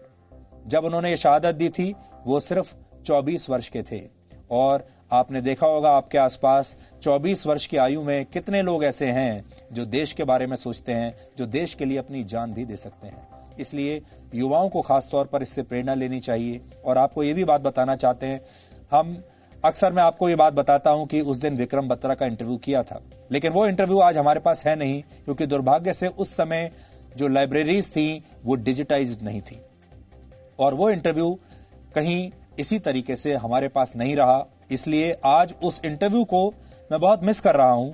अगर वो इंटरव्यू आज होता तो आज शायद आपको हम दिखा पाते, क्योंकि आप उस इंटरव्यू में कैप्टन विक्रम बत्रा की आंखों में जो चमक थी, उनके चेहरे पर जो दृढ़ विश्वास था और उनके आसपास जब आप जाते थे तो एक ऑरा आपको नजर आता था, महसूस होता था, वो देशभक्ति की भावना थी। वो इंटरव्यू आज बहुत मिस हो रहा है। अब हम उस खबर की बात करेंगे जिससे साबित होता है कि नेपाल के प्रधानमंत्री केपी शर्मा ओली चीन के हाथों में खेल रहे हैं। कुछ दिन पहले नेपाल ने एक नया नक्शा जारी करते हुए भारत के 3 इलाकों को अपना हिस्सा बता दिया था और यह नक्शा नेपाल की संसद के दोनों सदनों से पास भी हो गया था। लेकिन इस नए नक्शे का विरोध करने वाली एकमात्र सांसद को उनकी पार्टी और संसद से निकालने का फैसला लिया गया है और इस सांसद का नाम है सरिता गिरी। सरिता गिरी नेपाल की समाजवादी पार्टी की सांसद हैं। सरिता गिरी का कसूर सिर्फ इतना था कि उन्होंने इस नए नक्शे का विरोध किया और सच बोलते हुए यह कह दिया कि भारत के लिपुलेख लिपियाधुरा और काला पानी को नेपाल के नक्शे में शामिल किए जाने का कोई आधार है ही नहीं, यानी उन्होंने इसका विरोध किया। लेकिन नेपाल की सरकार को यह सच बर्दाश्त नहीं हुआ और सरिता गिरी को सच बोलने की सजा अपना पद गंवाकर भुगतनी पड़ी। पार्टी के इस फैसले पर कैसे सरिता गिरी ने अपना गुस्सा दिखाया, आपको आज सुनना चाहिए। इसलिए आज आपको यह समझ में आ जाएगा कि कैसे नेपाल में भारत के समर्थन में जो आवाजें उठ रही हैं, जो सांसद भारत के समर्थन में बात करना चाहते हैं, अब उन्हें भी प्रताड़ित किया जा रहा है। इतिहास की जानकारी नहीं है तो इतिहास की जानकारी हमसे ले। अपने नेताओं और कार्यकर्ताओं को ठीक से प्रशिक्षित करें। हिंदी का नेपाल में क्या स्थान है और हिंदी का यहाँ पे क्या संबंध है वो उनको बताएं ताकि उनका रगत नहीं उबले।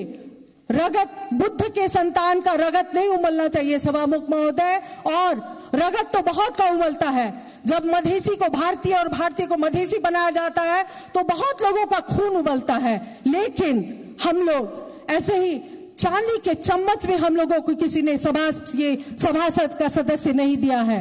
जनता के बीच में संघर्ष करते करते करते हम लोग आए। मैं चुनौती देती हूँ कि 2072 साल का संविधान बनाने वक्त में जब मधेसी सड़क पे थे तो उन्होंने आर्टिकल 279 लाके हमारे हाथ और पैर में जंजीर बांधी है। जंजीर जब तक रहेगी तो हमारा संघर्ष रहेगा और हिम्मत है तो वो जंजीर को हटाइए और तब हम साथ मिलकर नेपाल बनाएंगे। तो नेपाल की संसद में ये उनका भाषण था। नेपाल के प्रधानमंत्री इस समय पूरी तरह चीन के इशारों पर चल रहे हैं, चीन के हाथों में खेल रहे हैं और चीन उनकी सरकार बचाने की पूरी कोशिश कर रहा है। और इसमें सबसे बड़ा रोल नेपाल में चीन की राजदूत निभा रही हैं, जिनका नाम है हु यानकी। कहा जाता है कि भारत और नेपाल के तलाक की पटकथा हु यानकी ने ही लिखी है और ये विवादित नक्शा तैयार करने के पीछे भी उन्हीं का आइडिया है। चीन की ये राजदूत लगातार नेपाल के प्रधानमंत्री केपी शर्मा ओली समेत तमाम राजनेताओं से मुलाकात कर रही हैं ताकि नेपाल की कम्युनिस्ट पार्टी को टूटने से बचाया जा सके। इस समय आपके स्क्रीन पर नेपाल के कुछ प्रमुख अखबारों की हेडलाइंस हैं जो ये साबित करती हैं कि कैसे चीन की राजदूत नेपाल की राजनीति में खुलकर दखल अंदाजी कर रही हैं। वहां के अखबारों में भी ये सब छप रहा है। हु यानकी को आप नेपाल पर्यटन का एम्बेसडर भी कह सकते हैं क्योंकि वो अपने सोशल मीडिया पोस्ट्स के जरिए ये दिखाती रही हैं कि वो नेपाल और नेपाल की संस्कृति को कितना पसंद करती हैं। उन्हें नेपाल में सोशल मीडिया स्टार भी कहा जाता है और यहां तक कि नेपाल की मीडिया पर भी उनका खासा दबदबा है और वो लगातार नेपाल के प्रधानमंत्री और राष्ट्रपति के दफ्तरों का दौरा करती रहती हैं, उनके साथ दिखती हैं। अब नेपाल के लोग भी चीन की इस दखलंदाजी का विरोध कर रहे हैं और सड़कों पर उतरकर चीन के खिलाफ विरोध प्रदर्शन कर रहे हैं। यानी अब नेपाल में भी चीन विरोधी भावनाएं भड़क गई हैं। कहते हैं किसी नेता की पहचान तभी होती है जब उसका देश संकट के दौर से गुजर रहा होता है और इस संकट के दौर में जो चीन के जो प्रधानमंत्री हैं वो बिल्कुल नाकामयाब रहे हैं और आप ये देख सकते हैं कि कैसे चीन में अब माफ कीजिएगा नेपाल में चीन के खिलाफ विरोध प्रदर्शन चल रहा है।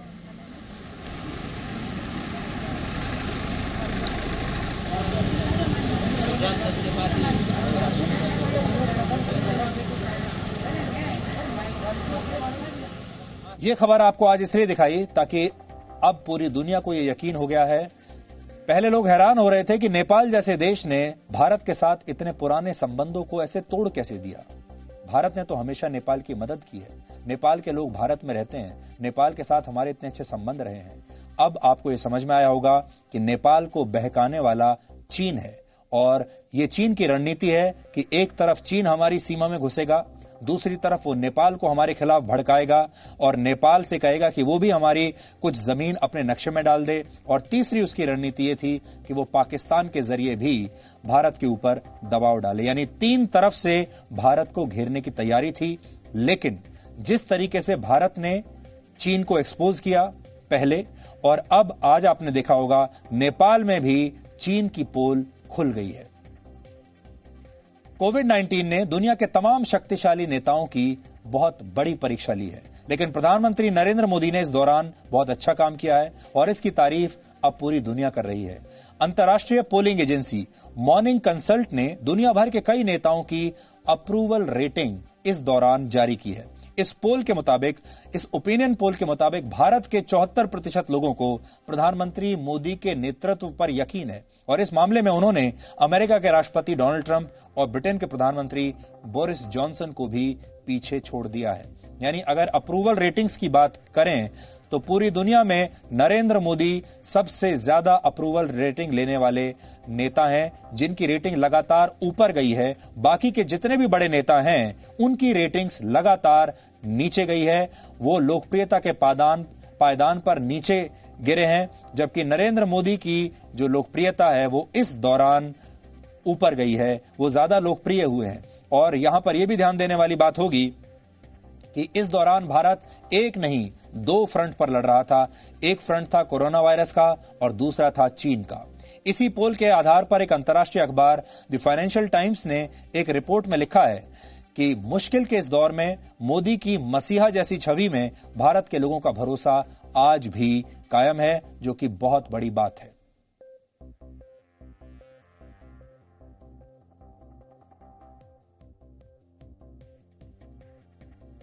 और यहां पर हम आपको एक अच्छी खबर और देना चाहते हैं, और वो ये कि जी न्यूज की मेड इन इंडिया मुहिम को अब 75 लाख से ज्यादा लोगों का समर्थन मिल चुका है। इसलिए आप भी अपना मोबाइल फोन उठाइए और हमारे नंबर पर मिस्ड कॉल जरूर दीजिए। 75 लाख लोगों की आर्मी यानी सेना हमने अपने दम पर तैयार कर दी है। और अब आखिर में आज का सवाल, आज आपको यह बताना है कि दुनिया में पहली बार स्लाइस्ड ब्रेड कब बेची गई थी। आप इस पर रिसर्च कीजिए और ब्रेक के बाद हम आपको इस सवाल का सही जवाब बताएंगे।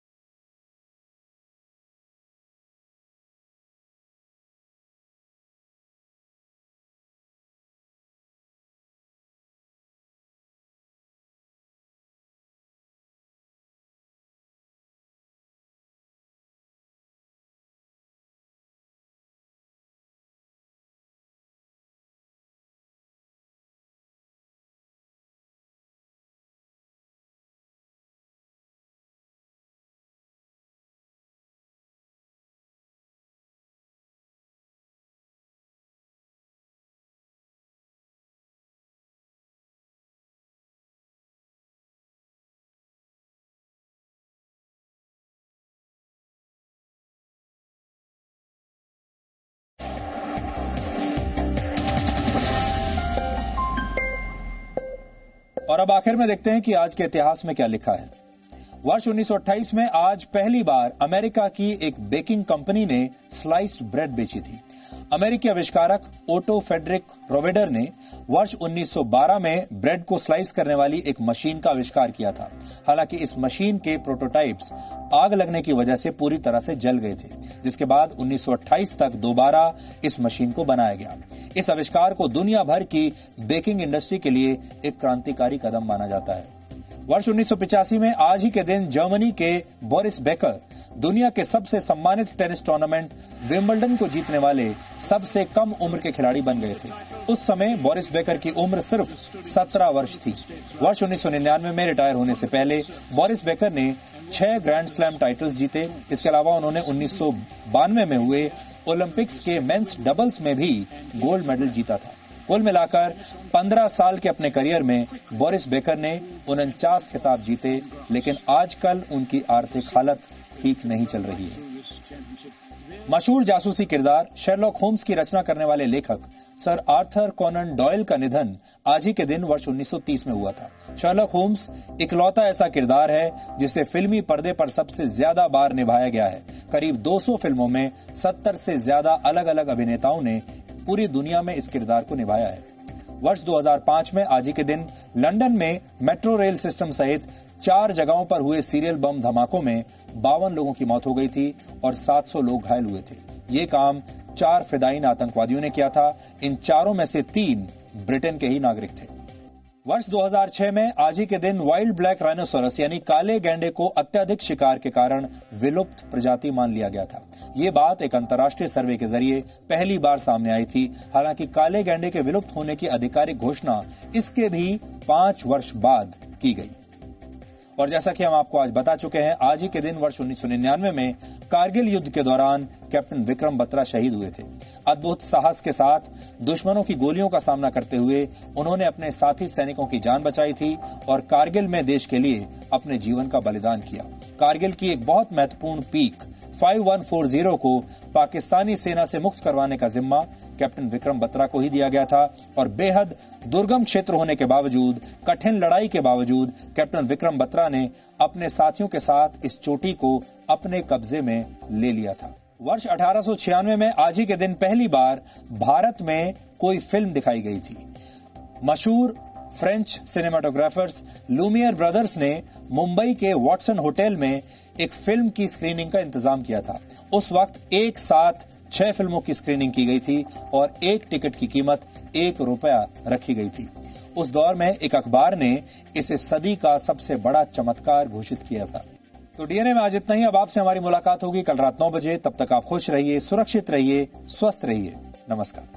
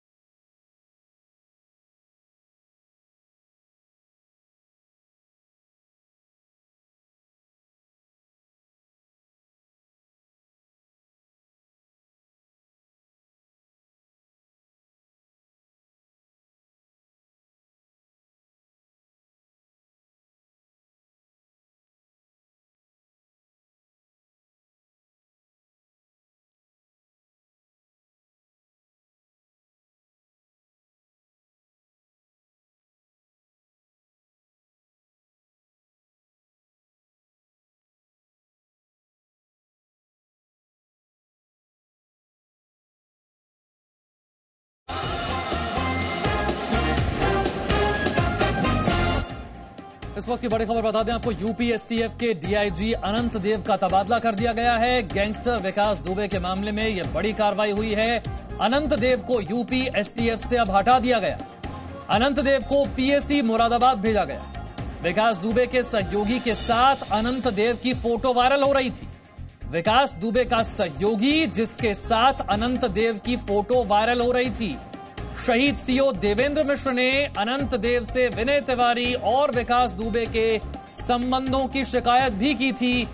ये तस्वीर देखिए, जय वाजपेयी की तस्वीर अनंत देव के साथ। जय वाजपेयी कौन? गैंगस्टर विकास दुबे का सहयोगी।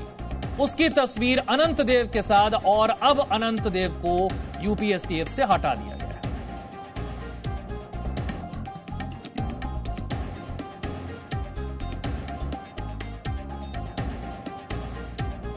और अब बात जी न्यूज की मुहिम की। आप जानते हैं चीन के सामानों के बहिष्कार को लेकर जी न्यूज ने मेड इन इंडिया मुहिम चलाई है और इस मुहिम को देश भर से समर्थन मिल रहा है। अब तक 75,88,475 मिस कॉल्स हमें मिल चुके हैं। अगर आप भी इस मुहिम का हिस्सा बनना चाहते हैं, इसका आप समर्थन करते हैं, तो स्क्रीन पर नजर आ रहे नंबर पर दीजिए मिस कॉल। ये नंबर है 7834998998।